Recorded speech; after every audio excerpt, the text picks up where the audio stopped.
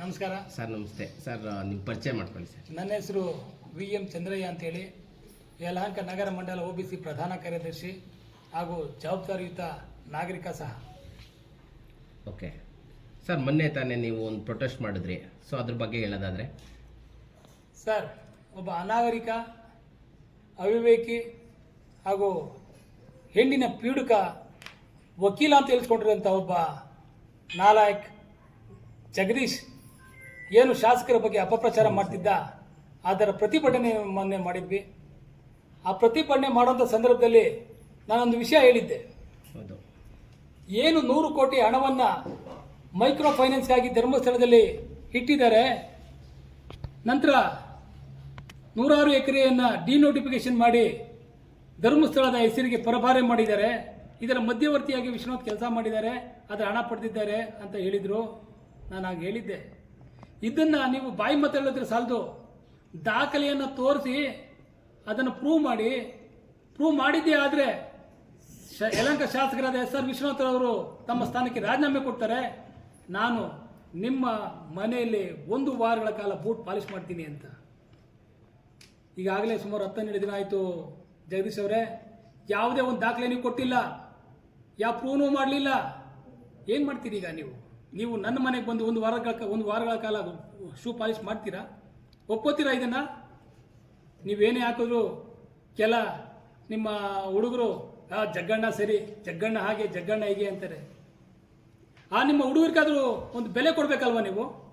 ನೀವು ಮಾಡಿದ ಆರೋಪಕ್ಕೆ ಸೂಕ್ತ ದಾಖಲೆ ಕೊಟ್ಟು ನಿರೂಪಿಸ್ಬೇಕಲ್ಲ. ನಿರೂಪಣೆ ಮಾಡೋಕ್ಕಾಗಲಿಲ್ಲ ಅಂದರೆ ಬಂದು ನಮ್ಮ ಮನೆಯಲ್ಲಿ 1 ವಾರಗಳ ಕಾಲ ಶೂ ಪಾಲಿಶ್ ಮಾಡಿ ಅಟ್ಲೀಸ್ಟ್ ಇಷ್ಟಾದರೂ ನಡ್ಕೊಂಡಲ್ಲ ಅಂತೇಳಿ ನಿಮ್ಮ ಹುಡುಗರಿಗೆ ಒಂದು ಸಮಾಧಾನ ಹೇಳ್ಬೇಕಲ್ಲ.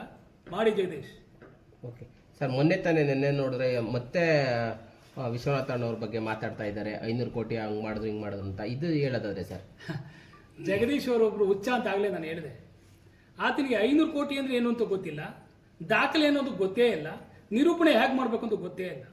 ಆತ ಬಾಯಿಗೆ ಬಂದಂಗೆ ಮಾತಾಡ್ತಾನೆ, ಅದಾದ ನಂತರ ತಪ್ಪಿಸ್ಕೊಂಡು ಹೋಗ್ತಾನೆ. ನಾನು ಜಗದೀಶ್ ಅವ್ರಿಗೊಂದು ಹೇಳ್ತೀನಿ, ದಾಖಲೆ ಇಲ್ಲದ ಆರೋಪ ಮಾಡೋದಾಯ ಆದರೆ ನಾವೇನಾದ್ರು ನಿರೂಪಿಸಬೇಕಾಗಿಲ್ಲ ಅನ್ನೋದಾದ್ರೆ, ಬರೀ ಮಾಯಿ ಮಾತಲ್ಲಿ ಹೇಳೋದಾದ್ರೆ ನಾನು ಒಂದು ಆರೋಪ ಮಾಡ್ತೀನಿ ನಿಮ್ಮ ಮೇಲೆ. ತಂದೆ ಸತ್ತ 5 ವರ್ಷಗಳ ನಂತರ ಜಗದೀಶ್ ನೀವು ಜನ್ಮ ಹುಟ್ಟಿದ್ದು, ನಿಮ್ಮ ಜನ್ಮ ಆಗಿದ್ದು ಅಂತ. ಏನು ಹಾಗಂತ ಜನನೂ ನಂಬ್ತಾರೆ, ಯಾಕೆ ನಿಮ್ಮ ವರ್ತನೆನೂ ಹಾಗೆ ಇದೆ. ಈತ ನಿಜವಾಗೂ ತಂದೆ ಸತ್ತ 5 ವರ್ಷ ಆದಮೇಲೆ ಲಾಯರ್ ಜಗದೀಶ್ ಹುಟ್ಟಿರ್ಬೇಕು ಅಂತ. ಆದರೆ ಅದಕ್ಕೊಂದು ದಾಖಲೆ ಕೊಡಬೇಕಲ್ಲ. ನಾನು ಯಾವ ದಾಖಲೆ ಕೊಡೋದು?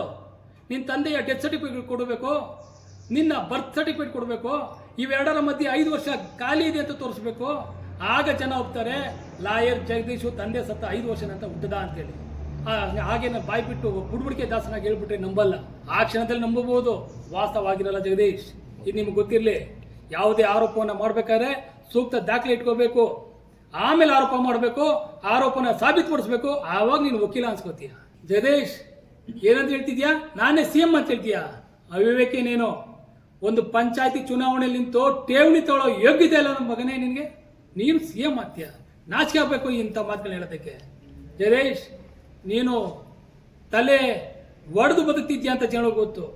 ಆದರೆ ನೀನೇ ಹೇಳ್ತಿದ್ಯಾ ಮೊನ್ನೆ ಒಂದು ಮೀಡಿಯಾದಲ್ಲಿ, ಮಾಜಿ ಮಂತ್ರಿಗಳೊಬ್ಬರ ರಾಸಲೀಲೆಯ CD-ಯನ್ನು ಬಿಡುಗಡೆ ಮಾಡೋದ್ರಲ್ಲಿ ನಾನೇ ಅತಿ ಮುಖ್ಯವಾದವನು, ನನಗೆ ಹಾಲಿ ಮಂತ್ರಿಗಳಿಂದ ಅದರ 65 ಲಕ್ಷ ಬರಬೇಕಿತ್ತು ಅಂತ ತಲೆ ಹಿಡ್ಕಂತರ ಮಾತಾಡಿದ್ಯಾ. ತಲೆ ಒಡೆಯೋ ಜಗದೀಶ್ ಅಂತ ನಾವು ಹೇಳಿದ್ರೆ, ಇಲ್ಲ ನನ್ನ ತಲೆ ಹಿಡಿದು ಬದುಕ್ತಿರುತ್ತ ಜಗದೀಶ್ ಅಂತ ನೀನು ಹೇಳಿದ್ಯಾ. ನಿನ್ನಂತ ನಾಚಿಕೆಗೇಡವನು ನಾನೊಬ್ಬ ಒಕ್ಕಲಿಗ, ನಾನು ಗೌಡ ಅಂತ ಹೇಳ್ಕೊತೀಯ. ಒಕ್ಕಲಿಗ, ಗೌಡ ಹಸಿದ ಸಮಾಜ, ಹಸಿದ ಜನಕ್ಕೆ ಅನ್ನ ಕೊಡುವಂಥ ಜನಾಂಗ ಅದು ಒಕ್ಕಲಿಗರು. ಮಹನೀಯರವರು, ನಾಡನ್ನು ಕಡಿದವರು, ನಮ್ಮನ್ನು ಆಳಿದಂಥ ಮಹನೀಯರು. ಅಂಥವ್ರ ಹೆಸರು ಹೇಳಿ ಆ ಜಾತಿಗೆ ಅವಮಾನ ಮಾಡುವಂಥ ನಿನ್ನಂತ ನಾಲಾಯಕನ ಜಾತಿಯಿಂದ ಹೊರಗಾಗಬೇಕು ಜಗದೀಶ್. ಸರಿ, ನೀವು ಮಾತಾಡಾದ್ಮೇಲೆ ಅವ್ರು ಅರೆಸ್ಟ್ ಮಾಡಿದ್ರು ಪೊಲೀಸ್ನವರು. ಸೊ ಅರೆಸ್ಟ್ ಆದ್ಮೇಲೆ ಹೊರಗಡೆ ಬಂದ್ಬಿಟ್ಟು ಮತ್ತೆ ಹೇಳಿದ್ರು, ನಾನು ಏನು ಮಾಡ್ಕೊಳಕ್ಕಾಗಲ್ಲ, ನಾನು ಎಷ್ಟು ಸರಿ ಹೋಗಿ ಬಂದ್ರು ನನ್ನ ಯಾರು ಟಚ್ ಮಾಡೋಕ್ಕಾಗಲ್ಲ ಅಂದ್ಬಿಟ್ಟು. ಸೊ ಎಲ್ಲಿವರೆಗೂ ಹಿಂಗೆ ಅಂತ ಅಂದ್ಬಿಟ್ಟು. ಜಗದೀಶ್, ನೀವು ಮತ್ತೆ ನಿಮ್ಮ ತಿಮ್ಮಾರೋಡಿ ತಂಡ ಪೂಜ್ಯ ಸ್ಥಳವಾದಂಥ ಧರ್ಮಸ್ಥಳದ ಬುನಾದಿಯನ್ನು ಎಲ್ಲಾಡ್ಸಕ್ಕೆ ಹೋಗಿದ್ರಿ. ತಿಮ್ಮಾರೋಡಿ, ಮಟ್ಟಣ್ಣ ಮತ್ತೆ ಅವನು ಸಮೀರ, ಈ 3 ಜನದ ಜೊತೆ ಸೇರಿ ನಮ್ಮ ಧರ್ಮದ ಸ್ಥಳವನ್ನ ಒಂದು ಅಸ್ತಿತ್ವವನ್ನೇ ಪ್ರಶ್ನೆ ಮಾಡಿಕೊಟ್ಟಿದ್ರಿ. ಈಗ ತಿಮ್ಮಾರೋಡಿ, ಸಮೀರ ಮಟ್ಟಣ್ಣ ಬೀದಿ ನಾಯಿಗಳಂತೆ ಹೊಡೆದಿದ್ದಾರೆ ಜಗದೀಶ್. ಆ ಧರ್ಮಸ್ಥಳದ ಶಾಪ ಅವ್ರಿಗೆ ತಟ್ಟಿದೆ. ಅದಕ್ಕಿಂತಲೂ ಈ ನಾಯ ಸ್ಥಿತಿ ನಿನಗೆ ಬರುತ್ತೆ. ಜೈಲಿಗೆ ಹೋಗ್ತೀಯ, ನಿನ್ನ ಲಕ್ಕ ಹೊಡಿತದೆ, ಬೀದಿಲಿ ನಾಯಿ ತರ ಹುಚ್ಚಿನ ತಿರುಗ್ತೀಯ. ಇದು ಧರ್ಮಸ್ಥಳದ ಅಣ್ಣಪ್ಪನ ಶಾಪ ಜಗದೀಶ್. ಯಲಹಂಕ ಶಾಸಕರ ಮೇಲೆ 4 ಆಪಾದನೆಗಳನ್ನು ಮಾಡಿದ್ದೀನಿ. ಲೋಕಾಯುಕ್ತರಿಗೆ ಕಂಪ್ಲೇಂಟ್ ಕೊಟ್ಟಿದ್ದೀನಿ, ಡಿಫೆನ್ಸ್ ಮಿನಿಸ್ಟ್ರಿಗೆ ಕಂಪ್ಲೇಂಟ್ ಕೊಟ್ಟಿದ್ದೀನಿ, ಪ್ರಧಾನಿಗಳಿಗೆ, ರಾಷ್ಟ್ರಪತಿಗಳಿಗೆ, ಡೊನಾಲ್ಡ್ ಟ್ರಂಪ್ಗೆ, ಸೌದಿ ಅರಬ್ ಕಿಂಗ್ ಸಲ್ಮಾನ್ ಅವರಿಗೆ ಕಂಪ್ಲೇಂಟ್ ಕೊಟ್ಟಿದ್ದೀನಿ ಅಂತ ಹೇಳ್ತಿದ್ದೀರಿ. ಏನಂತ ಕಂಪ್ಲೇಂಟ್ ಕೊಟ್ಟಿದ್ದೀರಿ? ಯಾವ ದಾಖಲೆ ಹಾಕಿದ್ದೀರಿ ನೀವು?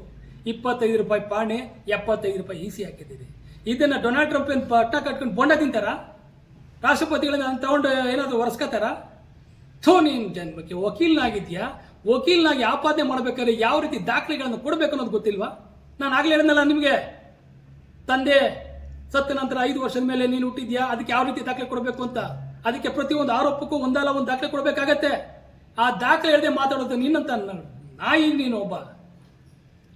ಸರ್, ಈಗ ಏನ್ ಮಾಡಿದ್ರೆ ಇವರು ಸುಮ್ಮನಿರ್ತಾರೆ ಅಂತ ಅನ್ಬಿಟ್ಟು, ಯಾಕಂತಂದ್ರೆ ಬಾಯಿ ಮುಚ್ಚಕ್ಕಂತೂ ಆಗಲ್ಲ. ನೀವೇ ನೋಡ್ತಾ ಇದ್ದೀರಾ, ಎಷ್ಟು ಸರಿ ಅರೆಸ್ಟ್ ಮಾಡಿದ್ರು ಹೊರಗಡೆ ಬಂದ್ಬಿಟ್ಟು ನಾನು ಏನು ಮಾಡೋಕ್ಕಾಗಲ್ಲ ಅಂತ ಅನ್ಬಿಟ್ಟು ಅಂತಾರೆ. ಇದು ಏನ್ ಮಾಡಬೇಕು ಇವ್ರಿಗೆ ಅಂತ ಅಂದ್ಬಿಟ್ಟು ನಿಮ್ಮ ಪ್ರಕಾರ? ಪಾಪದ ಕಡ ತುಂಬವರೆಗೂ ಇವರೆಲ್ಲ ತುಂಬಾ ಓಡಾಡ್ತಾರೆ ಇದ್ದಾರೆ.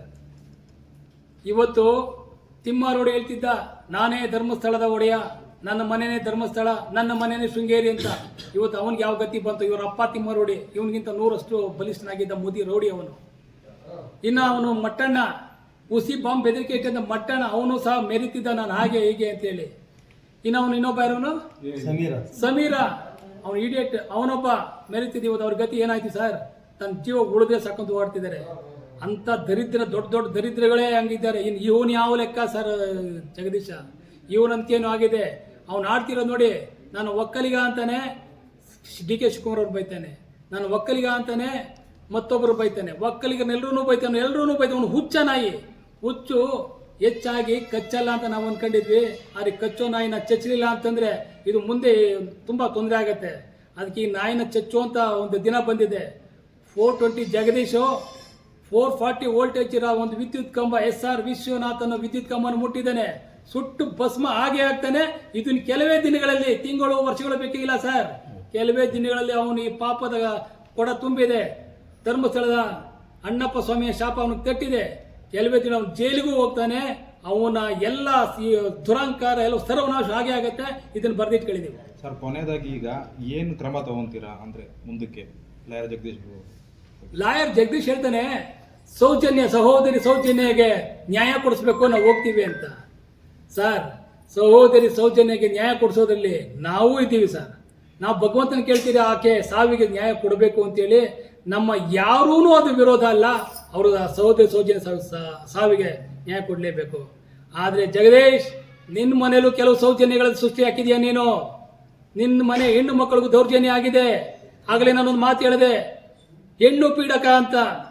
ಹೆಣ್ಣು ಪೀಡಿಕ ಅಂತಂದ್ರೆ ಹೆಣ್ಣನ್ನ ನೀನು ಹಿಂಸೆ ಮಾಡೋನು ಅಂತ. ನಿನಗೆ ತಾಕತ್ತಿದ್ರೆ ಚಾಲೆಂಜ್ ಮಾಡಿ ನೀನು, ನಾನು ಹೆಣ್ಣು ಪೀಡಕ ಅಲ್ಲ ಅಂತೇಳಿ ದಾಖಲೆ ಸಮೇತ ನಿನ್ನ ಮುಂದೆ ಇಡ್ತೀನಿ ಜಗದೀಶ್.